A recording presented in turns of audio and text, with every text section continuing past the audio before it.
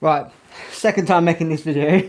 First time, didn't realise that I have two different switches. Okay, so the company Huano, I think that's how you pronounce it, sent me out two switches. These are the new ink switch. Now we have a light travel or half a travel and then a full travel.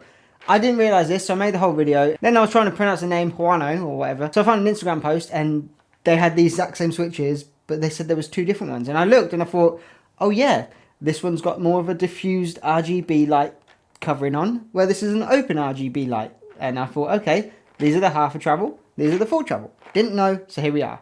Huano Ink Switches, okay? They only sent me the one photo of the Huano Ink Switch and the details. I don't know if that's for the full length switch or the half switch.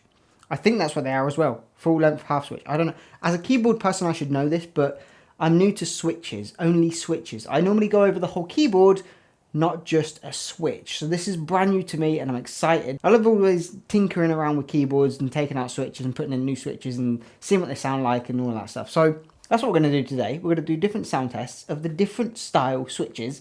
And yeah, the keyboard I'm going to be using today is the keyboard from the Black Myth Wukong. This is from Keychron. It is a heavy board, okay? It's all aluminium, CNC aluminium. Look at that, baby. I've got a video on my YouTube already for this board, so if you want to check that out, I'll leave it linked at the end of this video or down in the description, wherever. But yeah, this one sounds the nicest already.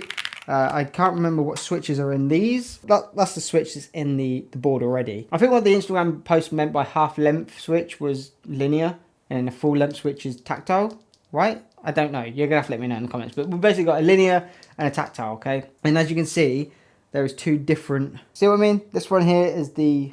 I'm going to say linear and tactile. This one here is the linear. This one here is the tactile. So the linear has these sort of diffuser, which I think you can actually take out and put in the tactile ones anyway, because they both have the exact same. I think they've just done that so people know.